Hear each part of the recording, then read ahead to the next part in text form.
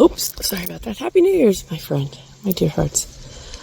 Here I am visiting a state park, the Torreya State Park, where there is an antebellum home that was moved to this location from across the Apalachicola River.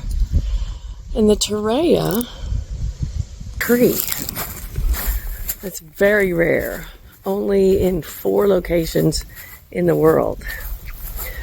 Here on the eastern side of the Apalachicola River, California, and Japan and China. So, very interesting. So it's been a windy day, as you can hear perhaps. But I came out here to do a little exploring. I had not been to this park yet. Was hiking through the woods, singing, of course.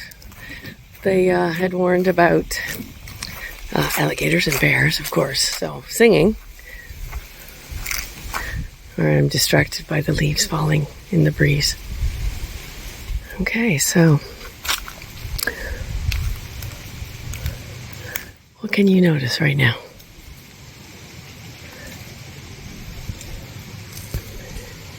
Hearing the leaves rustling.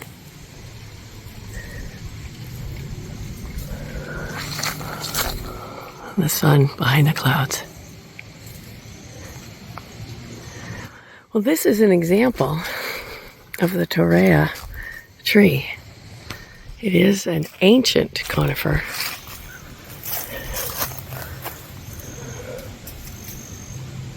Look at those.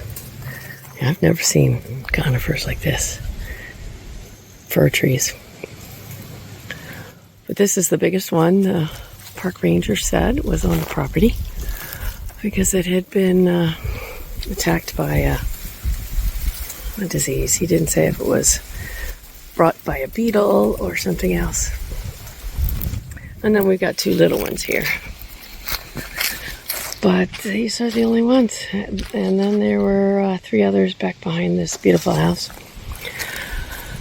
which had been across the river and moved here in the 1930s. So it's part of the state park, and I got a quick internal walk around. But as I was walking in the woods, watching the leaves running, came across Civil War Confederate battlements where they had lodged gun emplacements, cannon emplacements, of course protecting the Apalachicola River, which was a lifeline to southern economic abilities. So they had to protect it. Not much action here though, but they were ready for whatever might have come across. So as I was walking in the woods, again, in a trail I had not yet visited, there were a lot of trees that had been downed from Hurricane Michael back in October of 2018, Category 5, brutal. And we are at least 100 miles inland. And the trees that were downed here, I mean, were massive, hundreds and hundreds of years old. So to fix the trails, they had to cut the trees, but they left them right by the side of the trails. And these were easily 3 and 4 feet across in diameter. And you could see the rings indicating how old they were, but they had to have been hundreds upon hundreds of years old. So speaking of hundreds and hundreds of years old, how are you today on this new year?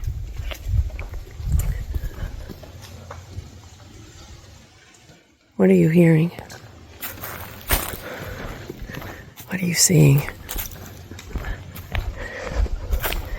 What are you feeling? What do you notice? For me, it's the breeze on my cheeks right now. The warmth of the sun through the clouds. some trees that had blooms that are now seeds. Oh, this is beautiful. It's almost like clouds. I think they are actually, I think this is a vine that had bloomed. Wow, take a look at this. Like little clouds waiting for the wind to blow the seeds.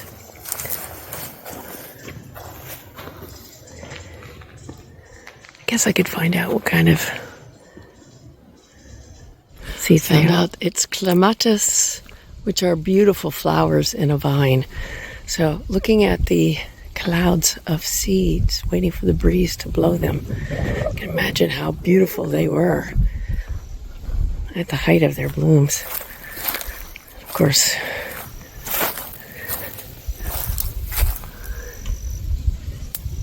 what are you noticing? What colors? Looks like this is probably a maple. Yeah, I'll say maple. So when I first arrived here, it was very overcast. Not much beauty to video, but that's okay. Because now, just an hour or so later, the sky's blue, clouds are flying by. So what is something that you have chosen for a New Year's gift for yourself? More time outside. Ooh, goldenrod. This is not the one that will make you sick. That's ragweed. This is goldenrod. I planted some in my yard as well this summer and fall. So what is that gift that you are choosing to honor yourself with? More time outside, perhaps?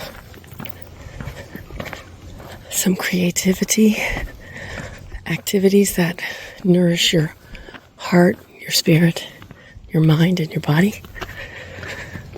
For me, it's going to be outdoor time. Time in the garden, time in the woods. Of course, practicing. Listening to music that feeds you. Resting when you need it. Sleeping in when necessary. Being with people who nourish your soul, who bring you smiles and laughter.